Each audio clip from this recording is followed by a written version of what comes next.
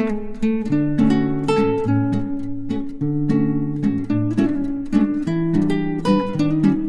हैं कि गंगा ने अपने 7 पुत्रों को जन्म के तुरंत बाद नदी में क्यों प्रवाहित कर दिया। गंगा, जो स्वर्ग से पृथ्वी पर अवतरित हुई थी, अपनी अलौकिक सुंदरता और तेज के लिए जानी जाती थी। राजा शांतनु उनसे इतने मोहित हुए कि उन्होंने विवाह का प्रस्ताव रखा। गंगा ने शर्त रखी कि वह जो भी करेंगी उस पर राजा प्रश्न नहीं करेंगे। शांतनु ने सहमति दी। विवाह के बाद गंगा ने एक एक करके अपने 7 पुत्रों को जन्म दिया, लेकिन हर बार उन्होंने नवजात को नदी में प्रवाहित कर दिया। राजा शांतनु यह देखकर अत्यंत दुखी होते रहे, परंतु अपनी प्रतिज्ञा के कारण चुप रहे। 8वें पुत्र के जन्म पर राजा शांतनु के धैर्य का बांध टूट गया। उन्होंने गंगा को रोकते हुए प्रश्न किया, तुम ऐसा क्यों कर रही हो? यह हमारे पुत्र हैं, इन्हें नदी में प्रवाहित करना अत्यंत अमानवीय है। गंगा ने कहानी को विस्तार से समझाना शुरू किया। स्वर्ग के वसु अपनी दिव्यता और सुखमय जीवन के लिए प्रसिद्ध थे। उन्होंने आशी वशिष्ठ की दिव्य गाय नंदिनी को चुराने का प्रयास किया। वसु के इस कृत्य से ऋषि वशिष्ठ क्रोधित हो उठे और उन्होंने शाप दिया कि वे सभी पृथ्वी पर मनुष्य योनि में जन्म लेंगे। शाप के प्रभाव से भयभीत वसु ने ऋषि से क्षमा मांगी।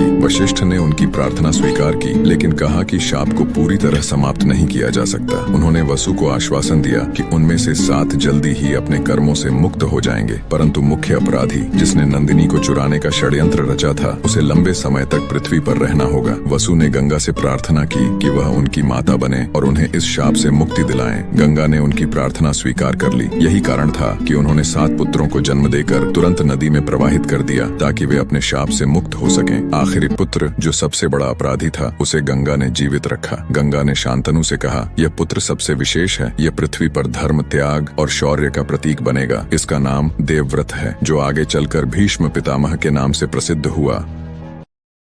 शब्द दिन होत न एक समान, ये शब्द याद रखना चाहिए। सुख है तो फूलो मत, कल दुख आने वाला है।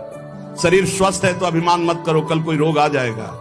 जीवित हो तो अभिमान मत करो, कल ही मृत्यु आ सकती है, आज भी आ सकती है। होश में खूब धन संपत्ति है, कल ऐसा हो सकता है टुकड़े टुकड़े के लिए मोहताज हो सकते हो। पक्का पक्का आज दुख घेरे हैं तो आप निराश मत होइए, कल आप बहुत बड़े आदमी बन सकते हैं। उत्साह संपन्न रहिए। आज बहुत बड़े आदमी है, धन है, संपत्ति है, वैभव है, नौकर चाकर है, बहुत भूलिए मत।